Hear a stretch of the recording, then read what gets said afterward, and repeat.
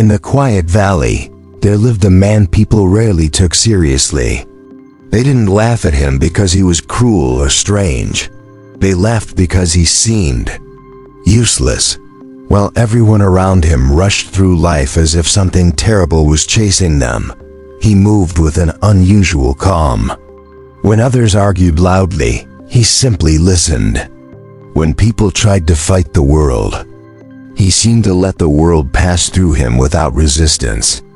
But sometimes the quietest people are the ones who understand the world the most. One cold morning, a thick mist hung low over the valley. The river flowed quietly as it always had, but the village itself buzzed with tension.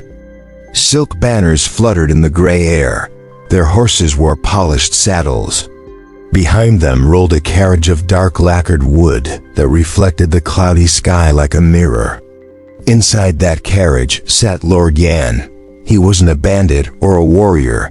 In many ways, he was far worse. He was a man who ruled with authority, documents, and power. When Lord Yan stepped down from the carriage, it almost seemed as if the mud itself avoided touching him. Behind him stood soldiers in shining armor, their hands resting calmly on their swords. Lord Yan scanned the village slowly, smiling as though he had arrived to watch a performance. "I've heard stories about this village," Lord Yan announced loudly. Stories about an old man who stopped a flood without shouting, who silenced a wildfire without fear, and who once made a bandit lord retreat without drawing a weapon. The villagers exchanged proud glances. Hans stepped forward immediately. "Excellent," he said. "Then let us play a little game." With a snap of his fingers, a servant unrolled a scroll on a small table. "3 horse races," Lord Yan declared. His stablemen brought forward 3 magnificent horses. The first was tall and powerful, stamping the ground with restless energy. The second was strong and steady. The third was smaller but sharp and alert. Lord Yan looked calmly at the villagers. "Your taxes will double, and I will take 20 men from this village to work on imperial projects, roads, canals, stone labor, and they may not return for a very long time." A heavy silence fell. Everyone understood. This wasn't a game, it was a trap disguised as fairness. "We accept," he said quickly, as if refusing wasn't even an option. He turned toward the villagers and raised his fist. "We will train day and night. We will push our horses harder than ever before. We will win." Some villagers cheered, but the sound felt hollow, because deep down, everyone knew the truth.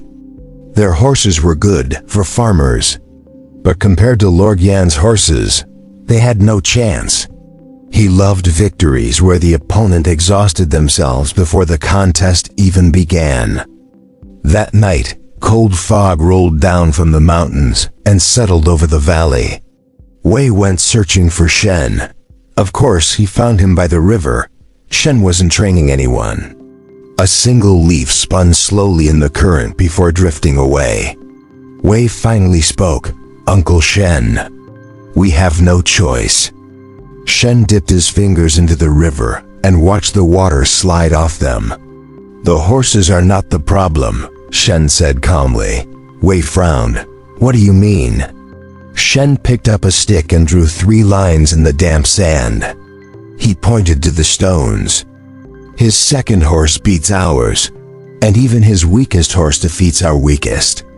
You only lose," he said quietly, "if you insist on fighting strength with strength."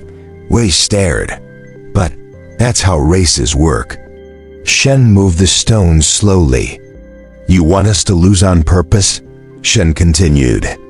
Then he placed the village's strongest horse against Lord Yan's middle horse. "This race, we win." Finally, he placed the village's middle horse against Lord Yan's weakest. "And this one, we also win." Wei stared at the arrangement. 2 victories, 1 loss. The pattern suddenly became clear. Sometimes the smartest strategy is not trying to win every battle. Morning arrived pale and cold. The racetrack stretched across a flat strip of earth beside the fields. Villagers gathered nervously.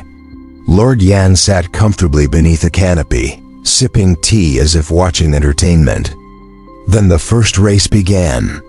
To everyone's shock, Shen sent forward the village's weakest horse. Lord Yan burst into laughter. The noble's horse flew across the track. The village horse fell far behind. The crowd felt humiliated. Lord Yan lifted his teacup with amusement. "So this is your wise old man?" he mocked. "He begins with surrender." But Shen didn't react, because something else had happened.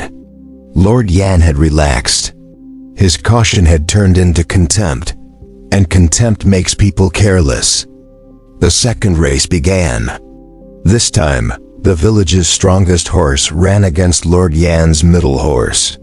At first, the horses ran side by side, then slowly, steadily. The village horse pulled ahead. Gasps spread through the crowd. The villagers had won the second race. Now the score was tied. Lord Yan leaned forward. For the first time, he was no longer smiling. The final race began. The village's middle horse faced Lord Yan's weakest. The noble horse surged ahead quickly, but its speed didn't last. Step by step, the village horse maintained its rhythm. Steady, focused, unshaken, and finally, it crossed the finish line first. For a moment, the entire valley fell silent. Then the villagers erupted in disbelief. They had won. Lord Yan stared at Shen for a long time.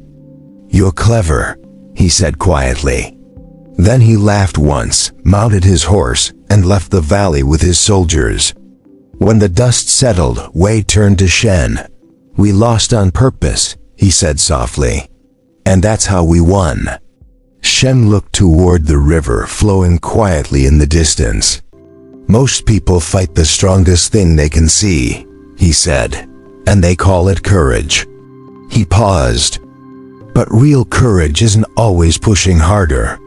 Sometimes courage means losing the right battle, so you can win the one that truly matters. Then Shen added one final thought. Stop worshiping effort. Start respecting structure. Your ego wants to win every fight, but wisdom knows which fights actually matter. And that was the truth most people never learn. Because the most dangerous prison in life is not built with walls. It's built from the belief that this is the only way things must be done.